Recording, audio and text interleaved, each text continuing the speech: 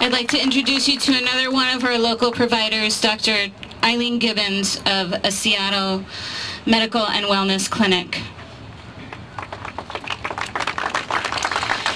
Thank you all for coming out tonight, especially on such short notice.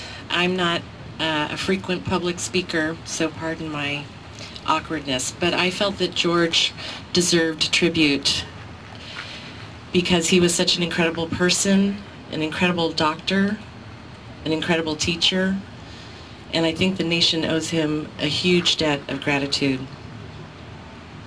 I met him in 1998 at the National Abortion Federation Conference when I first started doing abortions in my clinic downtown. His reputation preceded him. I was very shocked to find that he was extremely approachable, very unassuming, and yes, kind and gentle, as has been mentioned. There's no wonder why patients trusted him when they were at their most vulnerable time. He was a completely transparent man. He inspired me for many reasons. One, because he took on the hardest surgical procedure in a woman's reproductive life. Not many doctors want to do that procedure. It's very hard technically, and it's very hard emotionally. He was one of a handful willing to do this work, despite all the threats, harassment, daily protests, continual vandalism, and yes, even getting shot in both arms in 1993. To give you a taste of his tenacity, the next day after being shot, he hung a sign on his clinic that said, "Hell no, we won't go."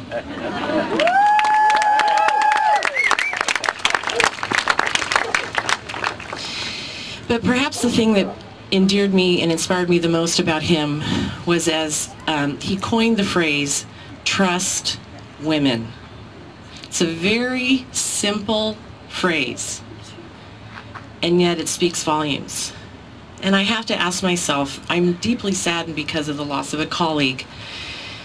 And I do believe that other doctors may carry on in the doctors he's trained may carry on in his legacy. But it's got me thinking, why? Why, after 37 years of a legal procedure, has abortion, the word abortion, become a dirty word? I'm not here to point fingers. It's kind of hard to say this publicly, but I'm here to make a confession. I've hidden that I've been an abortion doctor myself. I've done it partly to protect myself. There were some crazy people out there. But also because sometimes I just don't like to rock the boat. I don't like to make people who are anti-choice feel uncomfortable, even if they're family members or friends of mine. And I was raised Catholic, and I got a slew of anti-choice people in my life. But what I've done in my silence that I've realized by his death is unknowingly allowed the antis to be the only voice heard.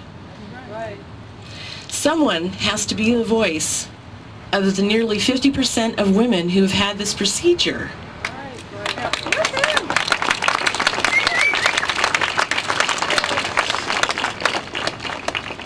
So I'm going to make a pledge myself, and I have to say, conflict is not my forte, but I'm going to encourage others to take this pledge, to bring it up, even when it's hard to discuss. Not in a violent way, because hate word stirs up violence. But when you hear people label doctors as murderers or baby killers, that sort of wording is hate speech. And hate speech promotes violent acts. It doesn't promote understanding and compassion. And that's what is most needed for women in this position and for their families. So I say, if every woman who knows a woman or has had this difficult decision shares their story of how it has changed their life for the better, I believe it will diffuse the violence around this issue. It will never completely solve it, but it will diffuse it because it will humanize it.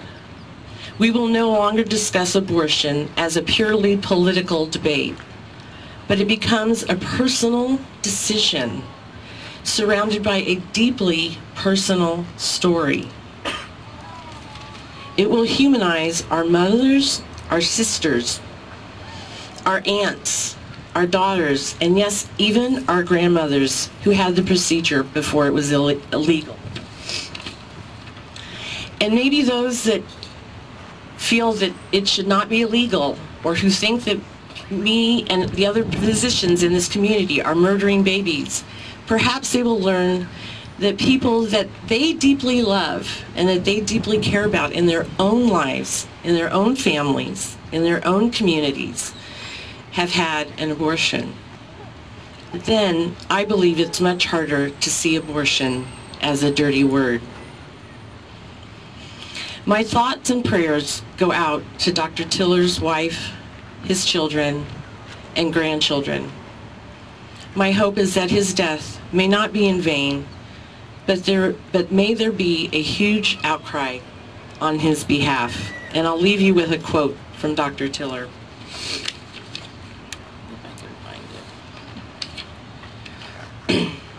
Dr. Tiller said that abortion is about women's hopes and women's dreams. It's about self-determination for women, for their lives and their families' lives. And it's a matter of survival for women. Thank you.